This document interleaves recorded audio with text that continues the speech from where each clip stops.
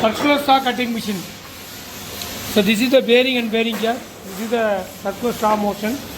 You want to adjust the height and length. Which height you want to adjust the thing. This is the cutting wheel. So you want to on the switch.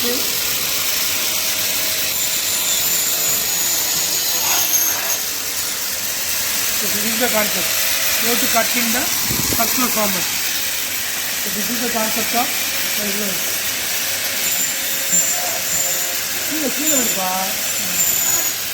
this is the concept.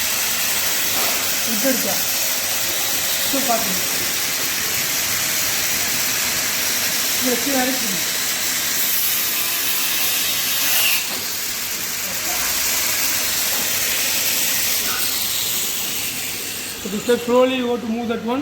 The circular saw cutting machine float.